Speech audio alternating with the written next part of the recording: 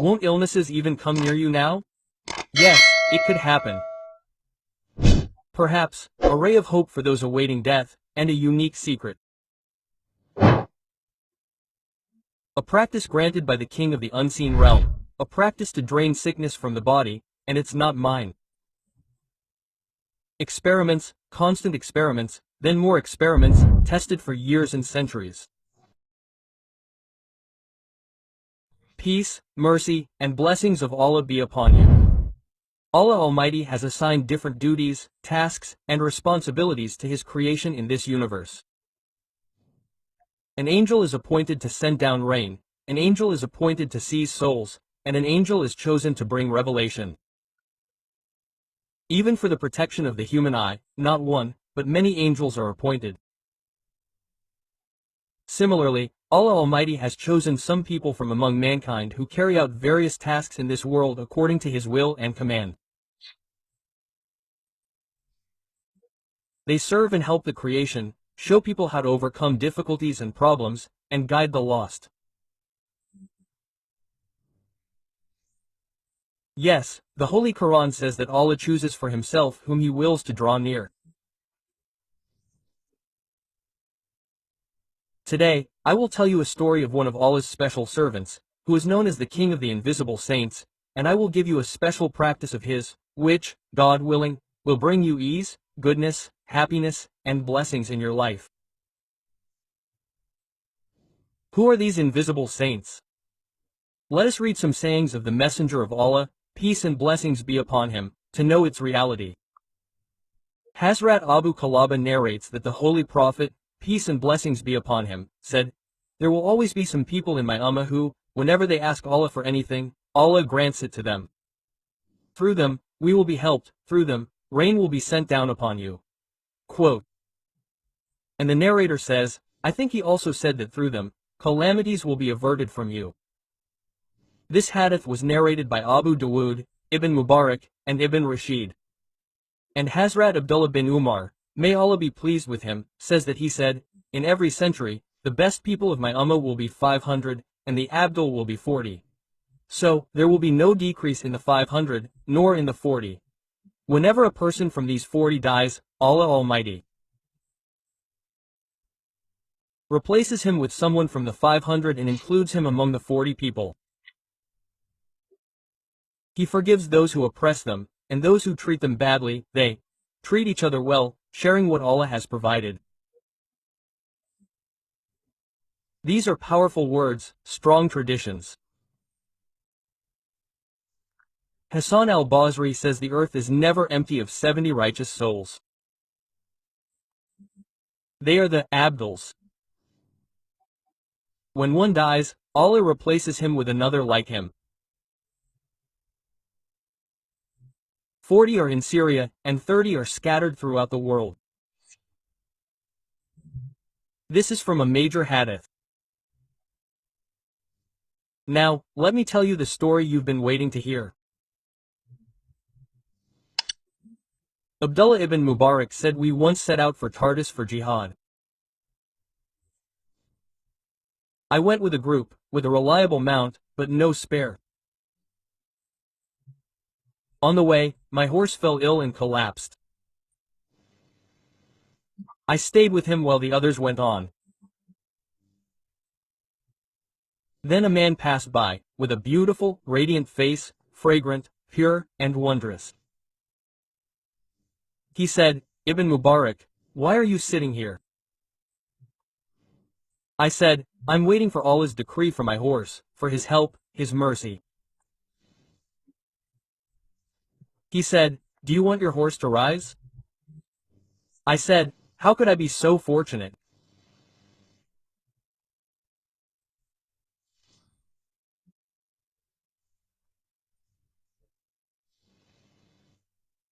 He approached the horse, touched its forehead, slowly moving his hand to its hindquarters, from ear to forehead, and said these words, I adjure you by the might of Allah, the greatness of Allah, the glory of Allah, the power of Allah, the dominion of Allah, and there.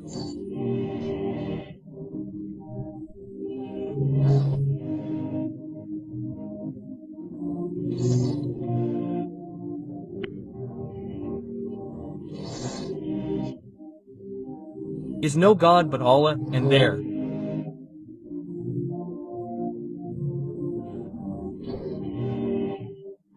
is no power or strength except with Allah. These are powerful words, unique words. For today's sorrowful world, there are no greater words. You've seen the translation. Now listen. As he said these words, the horse leapt up, healthy and strong. The man took my rein and said, "Mount up." I rode on and reached my companions.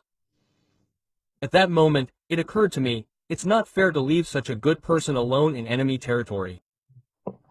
It's better to have him ride behind me. Then I thought, the one who showed me the blessing of his prayer is also capable of protecting himself. The next day, Allah granted us victory over the enemy. During this, the same person came before me. He would point out the enemy's reserves to us, warn us of dangers, and make difficulties easy. Allah is the greatest. I said, "Are you the same person who was with me yesterday?" He said, yes, I am the same." I said, "I swear to you by Allah, tell me the truth, who are you?" Hearing this, he stood up, and the ground beneath him became green and lush. He said, "I am Keter, peace be upon him."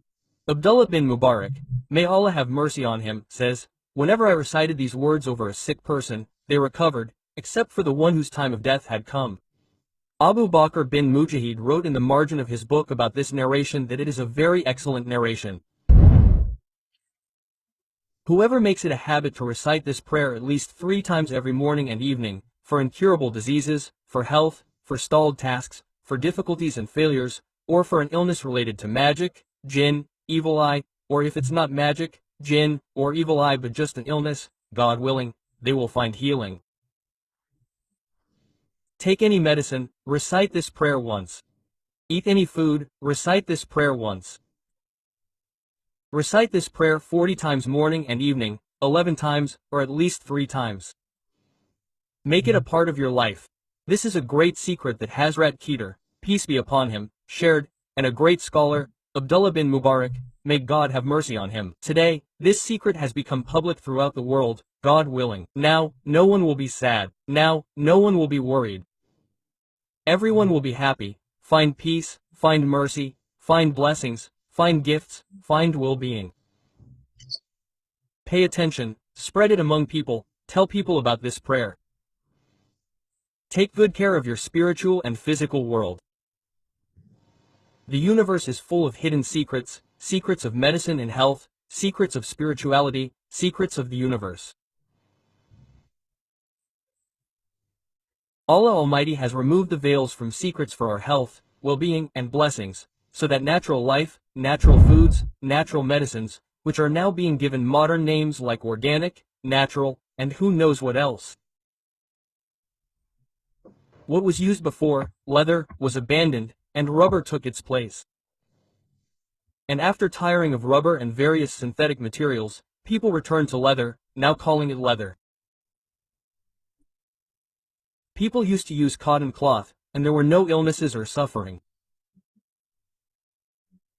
But then various kinds of clothes became a part of life, and then people returned to cotton cloth, but calling it cotton.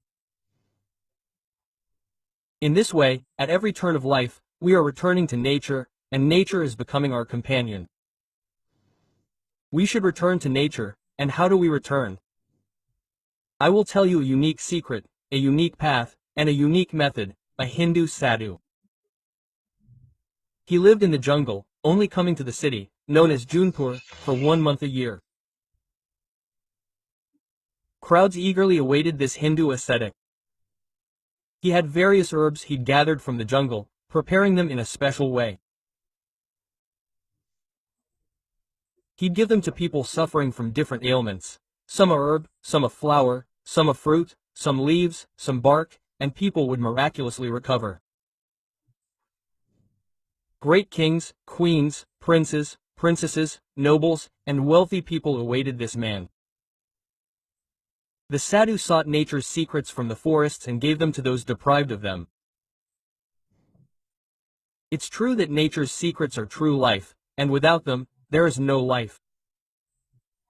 This sadhu had tiny grains with husks. Patients with specific illnesses would come, and he'd give them a handful, 2 handfuls, 5 handfuls, or 1 handful, explaining how to use them, so no one could identify the herb. People gained health and wellness. Those who found the sadhu in those days were cured, otherwise, they waited a year. People came from far and wide on horses, camels, mules, donkeys, on foot, or by any means, to meet this sadhu. He didn't charge, he accepted whatever people offered. One man did something strange. He went to live with the sadhu in the jungle, serving him, spending a lot of money on him, feeding him, and becoming his servant and attendant for a whole year. After a year, he discovered the secret, what that medicine, those seeds, and those peels were.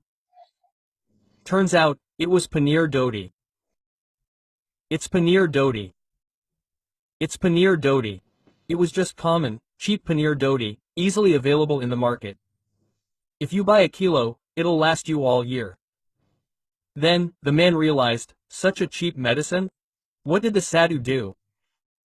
He'd crush it thoroughly with both hands, destroying its original form, leaving only seeds and peels, so no one would recognize it. Now, let me tell you its benefits. Listen to the benefits for the diseases the sadhu used it for. First, chronic diabetes that won't go away. When a person is helpless, tired, even insulin has failed, and the person is wasting away day by day. Second, diabetes has reached a point where amputation is unavoidable, and the person is tired of bandages and ointments. This is a great thing for that. Third, face pimples, acne, blemishes, dark spots. It's an amazing thing for these. And fourth, all body boils and pimples that won't go away, where big pills and medicines have failed. See its effect, result, and miracle. Then, fifth, eczema, psoriasis, a disease that isn't going away or barely improving. The result is that by taking medicines, the disease gets worse. It's amazing for that. Sixth, for unsightly feet, hand and foot marks that won't disappear. For those who want to beautify their hands and feet, it's an amazing tonic. Seventh, for those who often have pimples on their nose, a very unsightly nose, it's tried and tested. Eighth, for bleeding gums and pus inside the teeth, it's very beneficial. Number 9, it's a cure for summer rashes, itching, burning, and inflammation, a successful cure. Number 10, those with chronic itching, even if the whole house is affected, use it with confidence. Number 11, uric acid patients are tired, urea patients are fed up. Cholesterol meds have failed, toxins won't leave the blood, just take this herb. See its benefits firsthand. And number 12, chronic constipation, stomach worms are eliminated. Whoever wants to stop belly growth, even eliminate obesity, can find healing with it. If you want your complexion to always feel like a blooming flower, prevent premature aging, and have a clear, beautiful, radiant complexion, it's amazing. For old hemorrhoids, whether from constipation or hereditary, this is a wonderful remedy. When you use it, you'll see amazing, incredible results and wonders. You'll feel this unique and cheap cure, even for swollen eyes that are shut in the morning, whether adults or children, itchy ears, scratching until wounded, it helps a lot.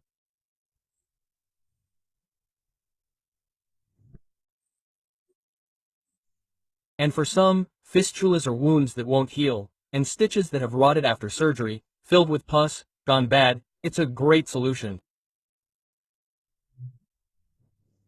Its wonders are amazing.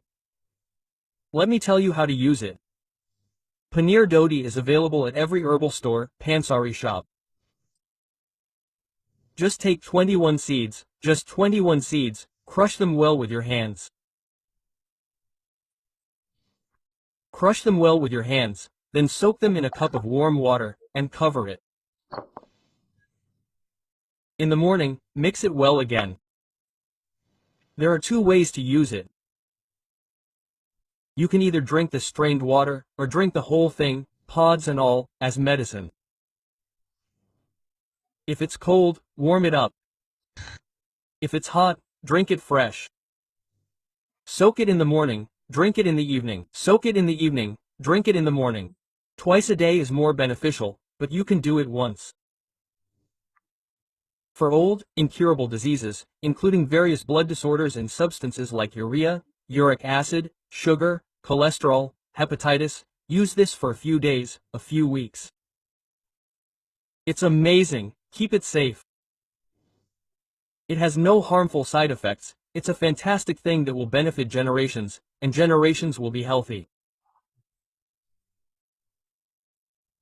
Let's make this gift a part of our lives and not reject it because it's a gift from nature with no chemicals, no fertilizer, no spray, nothing.